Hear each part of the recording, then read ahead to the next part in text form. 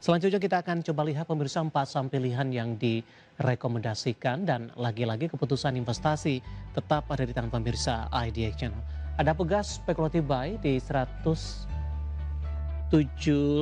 Saya akan coba update kembali ini posisi dari harga Pegas pemirsa yang masuk ke dalam saham pilihan. Mohon maaf, saya akan coba update kembali terlebih dahulu untuk posisi dari Pegas ini. Supportnya di 1475, ketinggalan angka 4-nya 1475, resistennya hingga ke 1580. Direvisi ya di 1475 untuk Pegas dari sisi supportnya. Kemudian AADI direkomendasikan breakout buy on breakout di 9175, resisten hingga ke 10.375. Kemudian juga ada Dimas, supportnya di 151, resisten hingga ke 167. Breakout buy dan BWPT spekulatif buy 85 hingga ke resisten 106. Ada Pegas, ADI, Dimas dan BWPT, dan lagi-lagi keputusan investasi tetap ada di tangan pemirsa IDX Channel. Pak Adrian, kita lanjutkan kembali untuk Pegas, Pak. Supportnya tadi di 1475, resisten ke 1580.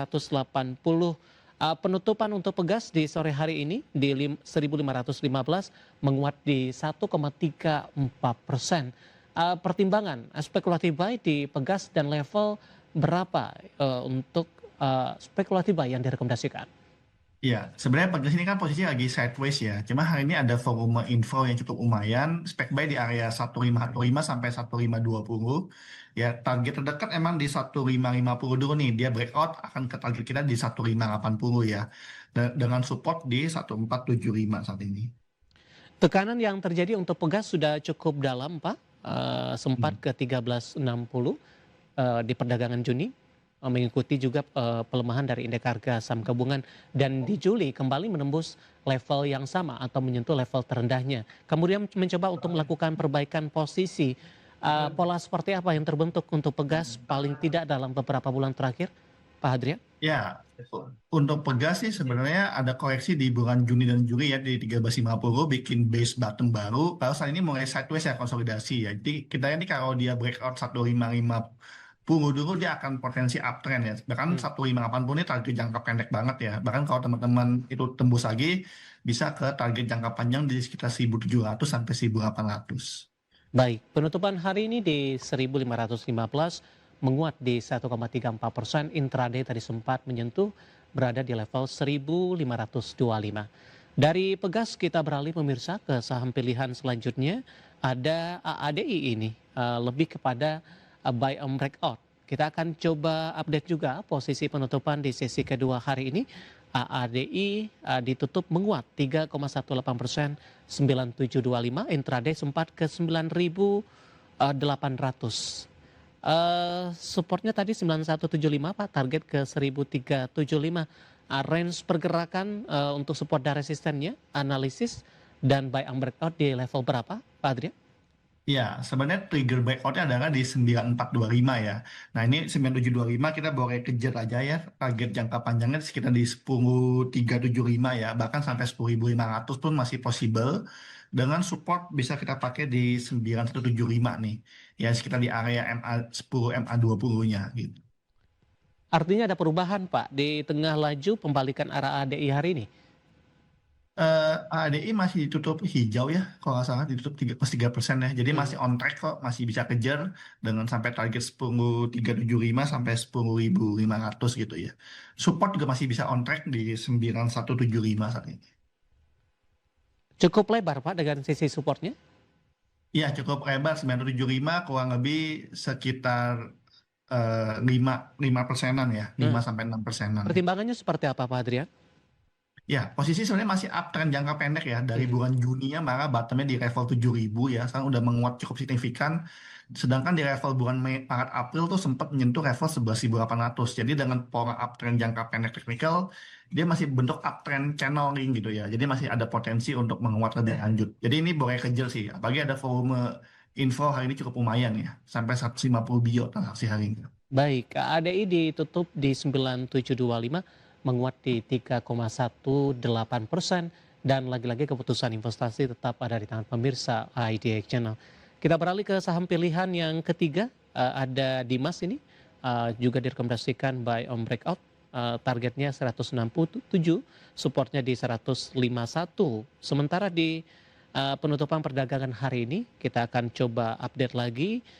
Dimas ditutup menguat 8%, 161. Intraday tadi sempat ke 166. 161 penutupan hari ini tampaknya termasuk ke dalam masih belum 151 ya Pak, supportnya masih jauh, dan target 167 makin mendekati intraday hari ini Pak, meskipun ditutup di 161.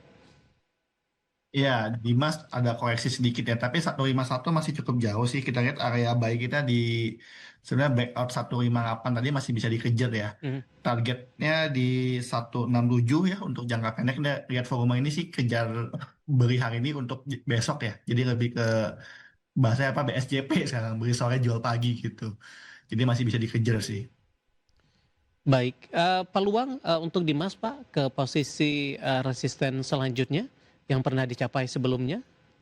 Iya, aku rasa sih dengan volume sekarang cukup terbuka ya. Dia Mhm. sebenarnya ada resisten cukup kuat di 162. Ini Ya. tutup 161 sih not bad ya. Mhm. Dengan volume 7 kali, frekuensi 5 kali sih ini bisa kejar lagi ke tertinggi hari ini ya di 166 sampai 167 ya. Jadi kita optimis besok masih bisa menguji kembali resisten yang ada. Baik. Intraday hari ini sempat ke 166 dan merupakan salah satu level tertingginya paling tidak dalam beberapa tahun terakhir. Dari Demas kita beralih ke saham pilihan selanjutnya, Pak Hadrian. BWPT dari Plantation, supportnya 85, targetnya hingga ke 106 ini Pak. Penutupan hari ini untuk BWPT di level 93, menguat di 4,49%. Dari posisi support tadi 85 dan 106, penutupan hari ini di 93 Pak. Range dari support sama targetnya masih cukup lebar Pak Hadrian. Iya, karena BPT saham di bawah 100, jadi faksi satu memang lebih volatile ya teman-teman. Jadi ini masih oke. Buat aku area buy di 9394 masih confirm karena ini cukup uptrend jangka pendek ya, dari awal Agustus masih mengalami uptrend. Target terdekat di 106 ya, sekitar 12 persenan, dengan support di 85 ya, 9,6 persenan di bawah MA20 sedikit. Baik, sebelumnya sempat melemah Pak ke level 65. Bagaimana dari posisi teknikal pembalikan arah yang dilakukan oleh BWT dalam beberapa bulan terakhir? Ya, buat aku sih ini masih sudah mulai pembaikan arah ya. Sempat melemah ke 60 kan di awal Juni ya, tapi Ya. lalu sudah mulai menguat secara pelan-pelan ya, bertahap. Dan saat ini sih posisi di atas MA20 dengan volume juga cukup aktif ya. Ngata-ngata likuiditas di 19 bio. Jadi aku optimis boleh hold atau ini boleh buy lagi gitu. Tadi target resisten di 106 Pak, Ya. penutupan hari ini di 93.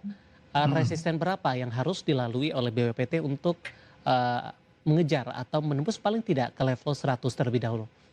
Iya, tembus level 98 dulu ya. Level Hmm. 98 tuh tertinggi di tanggal 10 Agustus ya. Begitu dia break 98, maka potensi ke 100-nya lebih kebuka gitu. Dari sisi fundamental seperti apa Pak? Kinerja biasanya saham-saham berbasis CPO cukup tahan dengan kondisi geopolitik global yang penuh ketidakpastian. Ya, BPT sih termasuk bukunya positif ya. Di Q2 dia positif 200 miliar net profitnya dengan revenue 3 triliun. Jadi termasuk emiten sawit yang dengan buku positif ya. Saham pilihan yang direkomendasikan ada Pegas tadi, kemudian juga ada AADI, Dimas, dan juga ada PWPT. Dan lagi-lagi keputusan investasi tetap ada di tangan pemirsa IDX Channel. Pak Adrian, kita hold kembali Pak. Saya akan coba sampaikan update penutupan perdagangan di sesi kedua hari ini dan juga beberapa informasi grafis yang berhasil dihimpun oleh tim redaksi kami. Dan pemirsa Indeks Harga Saham Gabungan berhasil mempertahankan penguatannya di penutupan sesi kedua hari ini, namun laju penguatannya lebih ke arah terbatas. Ditutup menguat di 0,75%, di mana secara intraday hari ini Indeks Harga Saham Gabungan sempat menguat di atas 1% dan sempat bergerak ke level 6.490,649. Beberapa poin lagi akan menyentuh kembali di level 6.500. Namun laju penguatan tertahan sempat dibuka di zona hijau pada pagi tadi di 6.448,828 dan sempat ke level terendahnya di 6.448,264, namun masih bertahan di zona hijau pemirsa. Sementara secara mingguan, indeks harga saham gabungan menguat di 1,33% dan year to date masih melemah di 25,41%. Kita ke grafis yang pertama, kita akan coba lihat seperti apa posisi penutupan beberapa indeks lainnya di penutupan sesi kedua hari ini. MNC 36 melemah di 0,19%, Jakarta Islamic Index menguat di 0,66%, sementara LQ45 melemah di 0,20% di level 631,032. Rotasi pergerakan sektoral, sektor energi hari ini memimpin penguatan di 2,24%, infrastruktur juga menguat di 1,65%, kesehatan menguat tipis di 0,132% dan keuangan melemah di 0,29%. Selanjutnya kita akan coba lihat saham-saham yang masuk ke dalam deretan top gainers pemirsa. Ada Cuan, ISAT, Inet, dan BRMS. Masing-masing ditutup menguat 840, 2600, 292 dan juga 645. Grafis yang terakhir saham-saham yang hari ini menjadi pemberat yang masuk ke dalam deretan top loser ada TPIA, kemudian ditutup melemah di 1965, DSSA juga tertekan ke 975, BRPT di 1845 dan Brand tertekan di 3520. Top loser diisi oleh saham-saham konglomerasi, ada dari saham grup Prayogo Pangestu, TPIA, BRPT dan juga Brand. Update penutupan perdagangan di sesi kedua hari ini dan semoga bisa menjadi referensi untuk Anda, terutama dalam menghadapi perdagangan di hari selanjutnya.